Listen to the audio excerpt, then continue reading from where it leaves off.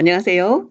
이번 영상에서는 가족 상담 첫 회기에 강력한 가족 상담 효과를 낼 수 있는 제안들에 대해 알아보겠습니다. 가족 상담 첫 회기에 가족 프로세스를 경험하도록 하는 기회를 만드는 것은 문제에 가려 보이지 않던 가족의 속마음이 드러나고 그 속마음을 이해하고 이해받는 기회를 만드는 것이기 때문에 매우 강력한 가족 상담 효과를 낼 수 있습니다. 그런 경험을 만드는 세 가지 방법을 소개하겠는데요. 가장 단순한 방법은 새로운 정서를 툭 건드리는 것입니다. 표면 아래에 있을 것 같은 정서에 목소리를 주는 질문을 할 수 있는데요. 예를 들면, 철수에게 돌아가신 할아버지가 보고 싶은지 묻습니다. 할아버지에 대해서 무엇을 기억하고 있는지도 물어보고, 마지막으로 만났을 때 서로 무슨 얘기를 했는지도 물어봅니다.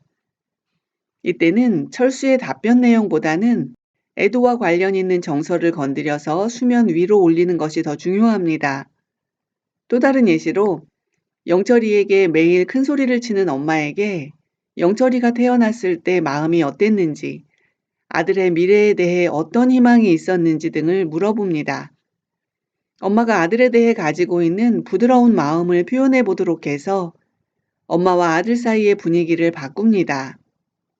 가족 내에서 단 한 번도 표현되지 않은 새로운 정서를 경험하는 것은 가족에게 매우 강력한 경험으로 남습니다. 가족이 프로세스를 경험하도록 하는 두 번째 방법은 시연하기입니다. 롤플레이와 비슷한데요.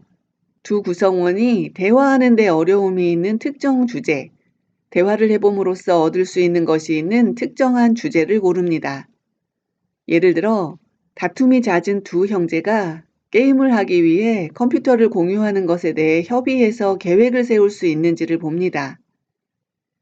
가족 상담사는 구성원들이 자신들의 자연스러운 행동이나 정서 영역을 벗어나서 불편하지만 새로운 영역으로 가려고 하는가를 보게 될 것입니다. 시연하기를 할 때는 가족이 무엇을 시도하고 달성해야 하는지에 대해 명확하게 하고 대화가 진행되는 것을 돕기 위해서만 중간 개입을 합니다. 시연에 끼어들어 설교를 해서는 안 됩니다. 이러한 시연의 결과를 보고 가족은 새로운 것을 시도할 능력에 대해 알게 되고 행동을 멈춤으로써 새로운 감정이 드러나게 되는 것을 경험합니다. 세 번째 방법은 가족 조각하기입니다. 가족이 개방적이고 참여적인 자세를 보인다면 더욱 효과적인 방법입니다. 문제가 있다고 지목당한 가족 구성원 한 명이 조각가가 되어서 가족의 이미지를 조각합니다. 이 조각가의 눈에 비친 대로 다른 구성원들이 평소 어떤 모습으로 있는지를 표현하는 표정을 취하도록 합니다. 엄마는 도끼 눈을 치켜뜨고 있습니다. 아빠는 무심하게 구석에서 신문을 읽고 있습니다. 조각가는 다른 가족 구성원 각자가 가장 자주 있는 곳에 그들을 위치시킵니다. 엄마는 여동생 옆에 붙어 있고 아빠는 구석에 혼자 있습니다. 마지막으로 조각가 자신은 어떤 모습으로 어디에 있는지 자리 잡습니다. 가족 조각하기는 구성원들이 번갈아 가면서 조각가 역할을 할 수 있습니다. 가족 조각하기를 통해 상담자는 여러 가지 질문을 할 수 있는데요. 아빠는 거기서 혼자 있는 기분이 어떤가요? 엄마는 그런 표정으로 있는 것이 어떻게 느껴져요? 와 같은 질문들은 다른 구성원의 속마음을 들어보는 새로운 경험의 기회를 제공할 수 있습니다. 상담자는 조각가에게 이상적인 가족의 모습을 다시 조각해달라고 요청할 수 있습니다. 이것 또한 새로운 정서적 경험이 될 수 있습니다. 이렇게 세 가지 방법을 소개해 드렸는데요.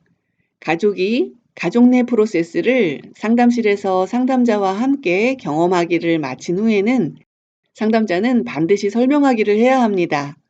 경험하면서 탐색된 것과 가족이 상담실로 가져온 문제를 연결한 상담자의 설명을 통해 그 경험에 생명을 불어넣어야 합니다. 예를 들면 아빠가 철수를 대하는 방식이 아빠가 증오했던 그의 아버지가 했던 방식과 얼마나 같은지, 부부의 싸움 패턴이 자녀들의 다툼의 패턴과 얼마나 닮아 있는지를 언급할 수 있습니다. 철수가 아빠의 주목을 받기를 원하는 마음은 너무나도 당연한 것이지만 철수가 지금 하고 있는 행동으로는 원하는 것을 얻을 수 없다는 것을 말해줄 수도 있습니다. 또는 지금의 문제는 다른 문제를 풀어보려는 나름의 방식과 노력이었지만 오히려 갈등을 더 크게 만들면서 문제 해결 노력은 오히려 비난을 받았음을 설명할 수도 있습니다.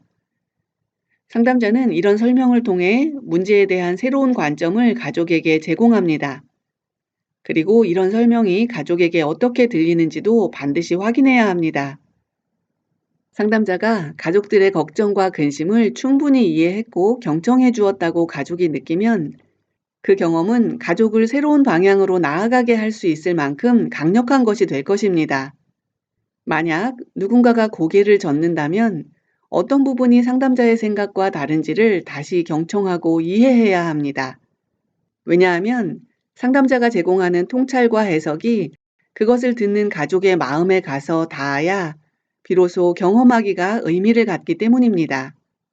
이런 과정을 통해 가족은 이런 게 가족 상담이구나. 우리 가족이 그동안 풀지 못했던 것이 이것이로구나 하는 경험을 할 수 있고 상담자와의 친밀감, 라포, 신뢰를 강화시킬 수 있습니다. 첫 회기를 마치면서 가족에게 부여하는 과제는 문제 해결책이라기보다는 과제를 하면서 무슨 일이 일어나는지를 알아보는 데 목적이 있을 수 있습니다. 상담자는 이 부분을 분명하게 설명하고 잘 되지 않는다면 어떤 점이 그랬는지 다음 상담에서 논의할 수 있음을 말해줍니다. 자녀들에게 화를 잘 내는 엄마에게는 화가 날 때 1분간 앉아서 자신이 무엇을 걱정하고 있는지 스스로에게 물어보라고 합니다. 아버지가 자신을 대했던 방식대로 철수를 대하는 아빠에게는 아버지가 아빠의 어린 시절에 대해 무엇을 기억하는지, 또 아버지 자신의 어린 시절에 대해서는 무엇을 기억하는지 알아보라고 합니다.